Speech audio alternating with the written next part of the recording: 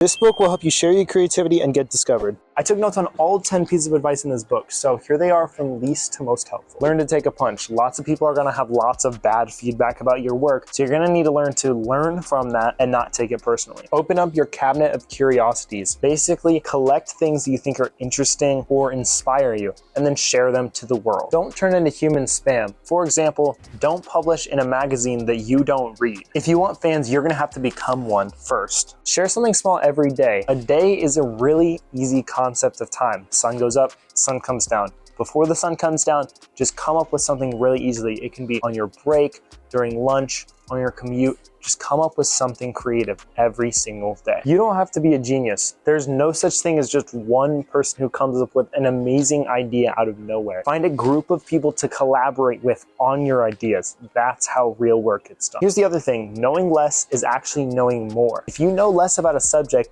then you have way more possibilities in your head. Whereas an expert says that there's only one or two solutions to something. Think process, not product. Don't just publish your finished work. Publish everything that came before that, your entire process.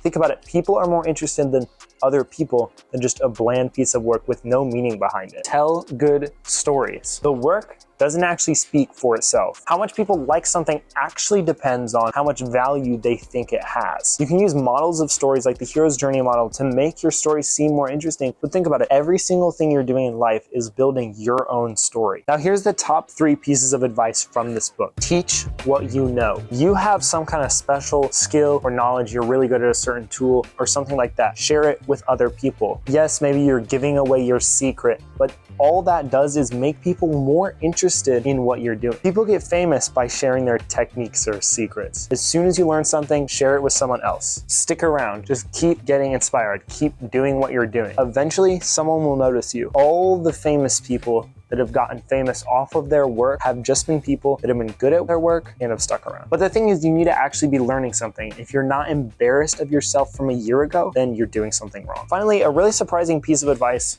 sell out. Look, everyone needs money, so don't be afraid to ask for money from your fans. Here's the thing, once money's involved, people actually say what they think about your work. And look, selling out's okay if it's just gonna lead to better projects down the line. Be as generous as you can to people, but be selfish enough to actually get work done. I highly recommend this book, Show Your Work by Austin Kleon. If you like this video, you should read it. But this is actually the second book in the series. So if you haven't, you should read Steal Like an Artist, or I have a video on it, so go watch that.